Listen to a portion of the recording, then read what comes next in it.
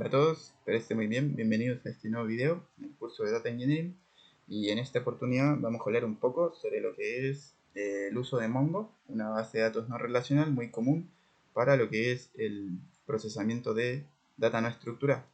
Bueno, lo primero que tenemos que hacer si es que vamos a trabajar con Mongo sería básicamente descargar eh, nuestro, nuestro servicio. En este caso pueden ir aquí donde dice Community Server Download, y por acá van a encontrar lo que es la última versión. Pueden dejar esta última, no va a tener ningún problema. En ese caso les va a descargar un ejecutable. Ese ejecutable lo van a tener alojado en algún lado, ¿cierto? En este caso yo lo tengo acá.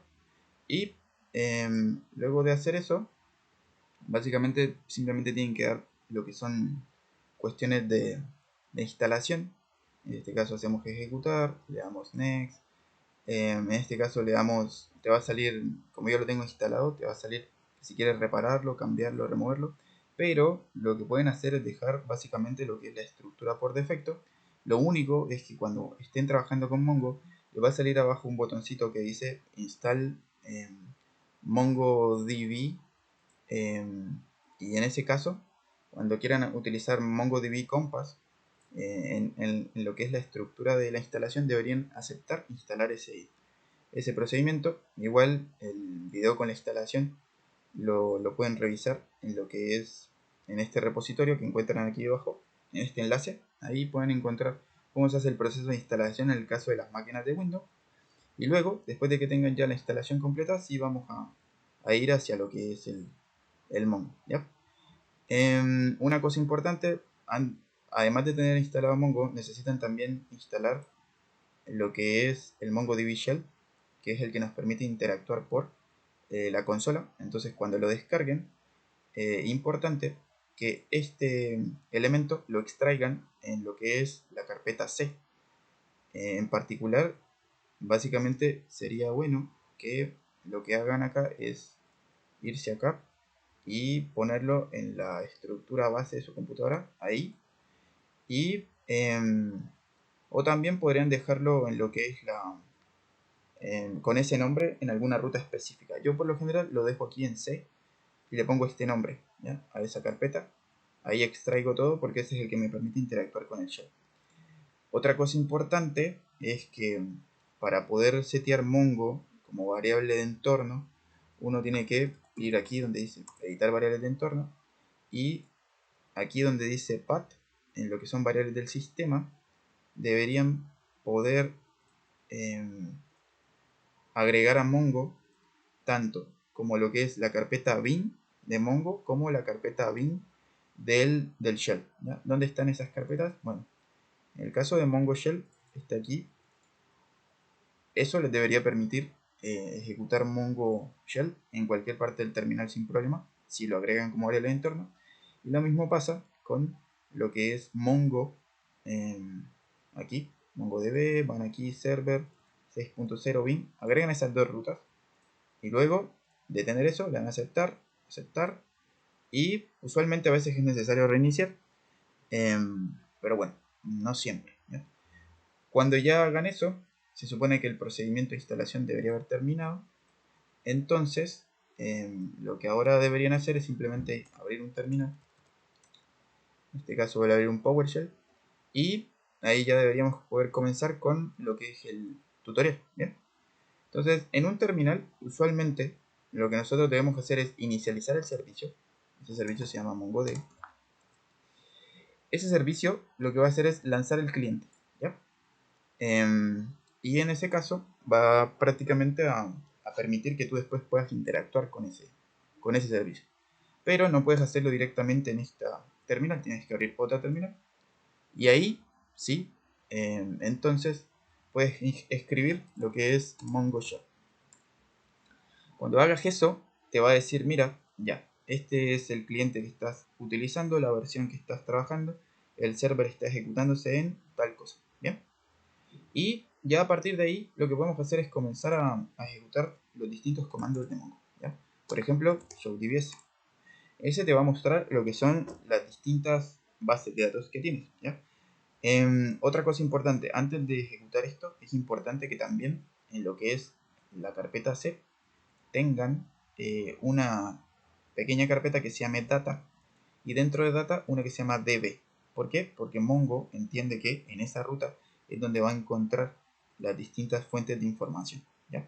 Así que, bueno, eso es algo que también deben tener presente. Bien, bien. Si necesitan algún tipo de ayuda con lo que es los comandos de Mongo, aquí pueden utilizar help. Les va a mostrar todo lo que son las distintas estructuras. Por ejemplo, si necesitas saber cómo se trabaja con bases de datos, puedes utilizar esto y te va a mostrar cómo funciona el DB, que es el database, el objeto especial dentro de Mongo. El CLS funciona para borrar, ¿cierto? Y volviendo al caso de nuestra base de datos, supongamos que yo quisiera crear una base de datos nueva. Vamos a ponerle Webstore 1, ¿ya? Si yo hago eso, automáticamente me va a decir, bueno, no existe esa base de datos, pero yo voy a ir hacia esa base de datos y automáticamente la va a crear, ¿ya? De hecho, si hacen aquí, van a darse cuenta que aquí aparece en este caso la base de datos Webstore, pero no la Webstore 1. ¿Por qué? Porque no tiene ninguna información, está vacía, ¿ya? De hecho, si yo le coloco db, ese es el nombre de la base de datos donde estoy ahora, ¿ya? ¿Qué pasa? Si yo de repente inserto algún registro, no sé, en esta base de datos, vamos a crear una tabla que se llame products o una estructura que se llame products y dentro de ella vamos a insertar algún registro particular, por ejemplo nombre. Recuerden que para insertar aquí registros es importante que sepan que Mongo inserta registros a través de lo que se conoce como los archivos JSON, ¿ya? Entonces todo lo que vaya dentro de esto tiene que ser un JSON file, ¿bien? Y si yo ejecuto esto, ¿cierto? Me dice, bueno, inserté una colección. También me lanza una advertencia, me dice, oye, estás insertando, utilizando un método que probablemente se deprecie en el futuro. Entonces me dice, ¿por qué no utilizas mejor el insert one? Y ese es el que tengo por acá. ¿Bien?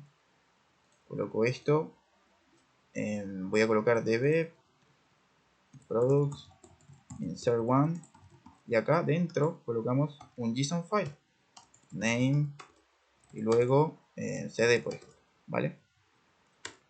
Y ahí dice, bien, hemos insertado un registro con un ID particular, ¿ya? Los ID son únicos, no se repiten. Si nosotros venimos acá y colocamos show dbs, ahora sí, como tenemos registros, debería aparecer la base de datos Webstore 1, ¿ya? O el esquema ese. Después, si quieres mirar lo que son las colecciones, que serían como el análogo de las tablas en la base de datos donde estás, en este caso solo tendríamos una, que se llama products, ¿ya? Y si de repente quisieras borrar la base de datos, puedes utilizar un comando que se llama drop database y automáticamente ya no debería aparecer lo que es la base de datos Webstore 1. Bien. Ahora, ¿qué otra cosa podemos hacer? Vamos a suponer que vamos a crear de nuevo la base de datos Webstore 1. Ya, vamos a usar eso. Vamos a darle show collections. No hay nada, está vacío, ¿ya? Y vamos a comenzar a insertar algunas tablas o algunas colecciones que sería el análogo de las tablas en las bases de datos relacionales. Para eso podemos utilizar un comando que se llama create collection, ¿ya? El create collection lo que va a hacer básicamente es decir, mira, quiero que en esta base de datos crees una tabla o una colección particular. Bien, creamos una, vamos a crear otra que se llama products y vamos a crear una tercera que se llame sellers, por ejemplo. Bien, ahí tendríamos nuestras tres colecciones. Ahora si damos show collections, debería aparecer nuestras tres tablas, nuestras tres colecciones. Ahora, ¿qué pasa si yo de repente quisiera insertar un registro con, no sé, con una gran cantidad de valores y de estructuras? Bueno, nosotros podríamos hacer algo como esto, ¿cierto? Voy a mostrarles un poco. Y es básicamente utilizar el insert o el insert one, como quieran, y dentro de esa estructura colocar un archivo de JSON particular. Por ejemplo, colocamos db.products insert, y esa es la ventaja de las bases de datos no relacionales, ¿ya? Entonces, por ejemplo, yo podría ir aquí al editor de esto de Visual Studio, ¿cierto? y crearme un nuevo archivo. Por ejemplo, aquí abajo, decir, bueno, quiero un nuevo archivo y voy a colocarle ejemplo.json file. Bien, y supongamos que yo voy a crear este JSON file. Bien, venimos acá y creamos nuestro JSON file, así, ¿cierto? Con la indentación respectiva, el nombre, tiene precio, tiene una variable que se llama active, tiene una columna o una variable que se llama createAdd, que va a ser una fecha, y así se escriben las fechas en Mongo. Colocamos lo que es el formato de la fecha, una variable que se llama data, que va a tener una estructura que es una especie de lista con 3 elementos y una sublista, y una variable que se llama facturador. Y dentro de facturador vamos a tener otras variables disponibles, como el nombre, la versión, la ubicación, entre otras cosas. Esta es la ventaja de NoSQL, ¿cierto? Tener información que no necesariamente tiene la misma jerarquía para todos los individuos y nos permite básicamente moldearnos a las distintas situaciones sin ningún problema, ¿ya? Entonces supongamos que yo tengo eso, ¿cierto? Entonces yo lo que voy a hacer es control C y acá, dentro de lo que es el insert, le voy a dar el control B. Bueno, en este caso tendríamos que hacer, vamos a colocar todo el comando para que no nos muestre error. Vamos a hacer esto y lo vamos a pegar aquí.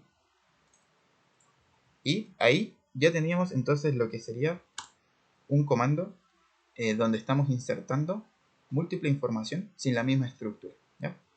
Y de repente, si quieres ver lo que son los distintos tipos de resultados que alojaste en una colección particular, en este caso la colección products, porque fue donde insertamos el registro, podemos utilizar esto que se llama el find, y ahí te va a mostrar el resultado que acabamos de insertar, ¿cierto? Que en este caso sería lo que es el único registro. También puedes utilizar un comando que se llama pretty, y él lo que hace es que te muestra la indentación, ¿ya? Así que, bueno, eso sería un poco la idea de esta primera aproximación a lo que es el Mongo desde el shell o desde la terminal. En el próximo video vamos a trabajar con otras estructuras disponibles dentro de Mongo y les voy a mostrar un poco también sobre lo que es el MongoDB Compass, que es una forma también fácil de poder trabajar con Mongo si es que no te gusta mucho el terminal. Así que bueno, recuerden que todo lo que vimos hoy está en el repositorio de GitHub. Espero que haya sido claro y nos veremos en la próxima oportunidad. Que esté muy bien. Hasta la próxima.